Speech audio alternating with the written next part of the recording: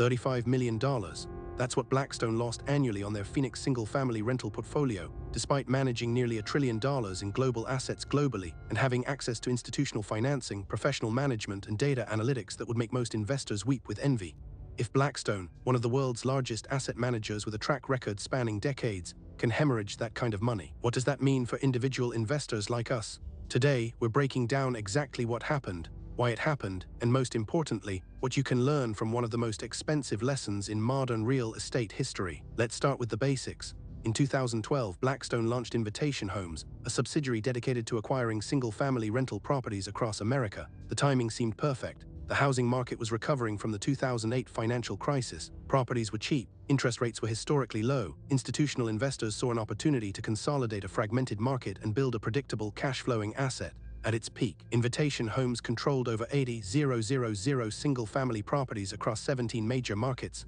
That's an enormous portfolio. We're talking about billions of dollars in real estate holdings.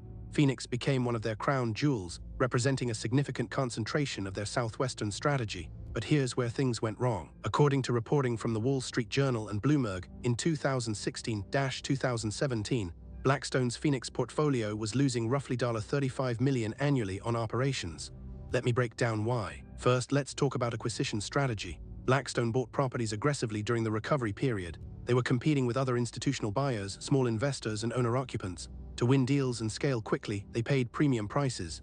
In many cases, they were paying 10-15% above comparable sales prices to acquire properties at scale. This is a common mistake we see with large institutional money. They are willing to overpay to hit volume targets. For example, in some Phoenix neighborhoods in 2013-2014, Blackstone was acquiring properties at $180,000 to $200,000 when comparable rentals in the area were only generating $120 to $400 monthly rent. The math doesn't work. You're looking at a gross rental yield of just 7-8% on capital, which sounds okay until you factor in expenses. Second, renovation and holding costs ate into returns. When Blackstone acquired these properties, many needed significant work. They implemented a standardized renovation playbook, the same kitchen upgrades, the same flooring, the same paint colors across hundreds of properties. While standardization helps with scaling and operational efficiency, it doesn't always match local market preferences. Some properties needed more work than budgeted. Others were overimproved for their target rental market. Think about it this way. If you're spending $40,000 upgrading a property you paid $180,000 for, you now have $220,000 in basis for property that might only rent for $1,300 monthly. That's a 7% gross yield before expenses, property taxes, insurance, maintenance, vacancy, and property management fees. Third, and this is crucial, they underestimated operational costs. Property management at scale isn't free. Blackstone had to build entire management infrastructure, local offices, staff, systems for tenant screening, maintenance coordination, and legal compliance. Management fees typically run 8-12% of rental income for institutional operators, but there were also hidden costs, turnover expenses, eviction costs, emergency repairs, the lag time between tenant move-outs and new move-ins. A 2017 analysis from researcher Josephine Bix found that institutional landlords often underestimate turnover costs by 30-40%. When you're turning over hundreds of properties annually, that compounds quickly. A single turnover might cost $3,000 to $5,000 in repairs, cleaning, painting, and lost rent across a portfolio. That's millions. Fourth, property taxes and insurance proved higher than modeled. Arizona property tax rates vary by county and municipality. Maricopa County, where Phoenix is located, reassesses properties at their current fair market value. When Blackstone paid premium prices, their assessed values went up, and so did their tax bills. Insurance rates were also climbing during this period due to increased claims and reinsurance costs. A property that Blackstone purchased for $190,000 might have original property taxes of $2,000 annually, but after reassessment could jump to $2,800, $3,200. Multiply that across thousands of properties, and you're looking at millions in unexpected expenses. Fifth, they faced significant competition from owner-occupants on the rental side. When Blackstone bought properties, they intended to rent them long-term. But in a recovering market, some of these properties became attractive to owner-occupants who could get favorable financing and wanted to live in them. Institutional investors can't compete with owner-occupants who value living in a home differently than generating cash flow. Moreover, Blackstone's standardized approach didn't always appeal to quality tenants.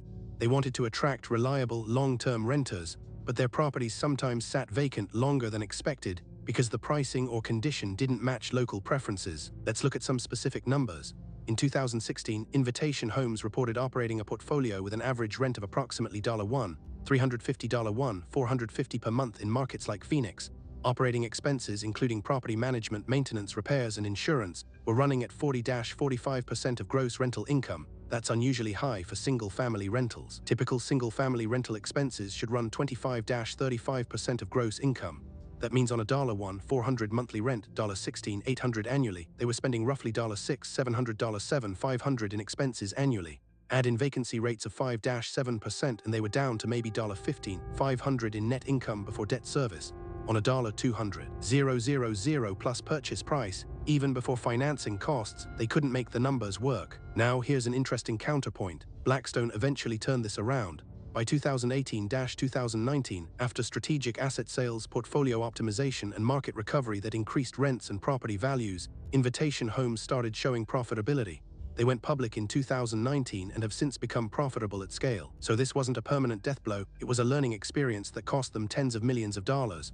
What can you learn from this? First, don't chase volume over fundamentals. Blackstone's mistake was acquiring properties to hit scale targets without ensuring each deal made individual sense. Every property in your portfolio should cash flow independently. Second, model conservatively. When you're projecting rental income and expenses, assume rents will be 10–15% lower than comparable rent comps. Assume expenses will be 35–40% of gross income, not 25%. Build in 7–10% for vacancy. Third, understand your local market deeply. Blackstone brought a national playbook to local markets. Phoenix is different from Atlanta, which is different from San Diego. Local knowledge matters. Fourth, be careful with debt financing. While Blackstone had access to cheap institutional financing, too much leverage amplifies losses. In a market downturn or with unexpected expenses, leverage becomes dangerous. Fifth, don't underestimate acquisition costs. When you factor in purchase price, closing costs, repairs, carrying costs while renovating, and the lag before generating rent, your true cost basis is significantly higher than the purchase price alone. Finally, remember that even the smartest investors with the biggest balance sheets make expensive mistakes. The difference is they can afford to learn from them and move on. You need to learn from their mistakes without paying $35 million for the education. The Blackstone Phoenix story is ultimately a cautionary tale about scale, financing, and the importance of unit-level economics. Before you invest in any property,